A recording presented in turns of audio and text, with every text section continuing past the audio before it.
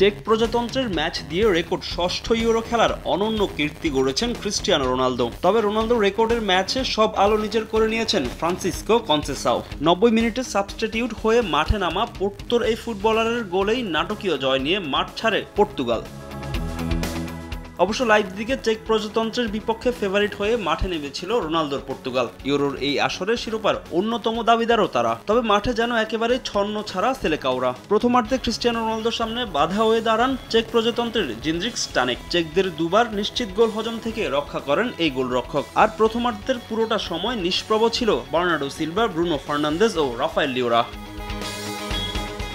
দ্বিতীয়ার্ধেও একই অবস্থা পর্তুগালের। সেই সুযোগ কাজে লাগিয়ে ম্যাচের ডেডলক ভাঙেন চেক প্রজাতন্ত্রের লুকাস প্রবোদ। তার গোলে লিডে যায় চেকরা। তবে নিজেদের ভুলে লিড বেশিক্ষণ ধরে রাখতে পারেনি চেক প্রজাতন্ত্র। 69 মিনিটে ডিফেন্ডার রবিন ফার্নাকের গোলে সমতায় ফেরে পর্তুগাল।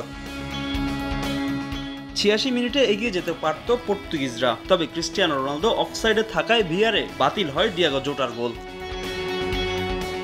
90 মিনিটে মাঠে পরিবর্তন আনেন পর্তুগালের কোচ রবার্তো মার্তিনেজ। বিতিনহার পরিবর্তে মাঠে নামেন ফ্রান্সিসকো কনসেসাও। ম্যাচের যোগ করার সময় চেক প্রজাতন্ত্রের ডিফেন্সের ভুলের সুযোগ নিয়ে পর্তুগালের জয়সূচক গোলটি করেন 21 বছর বয়সী এই উইঙ্গার।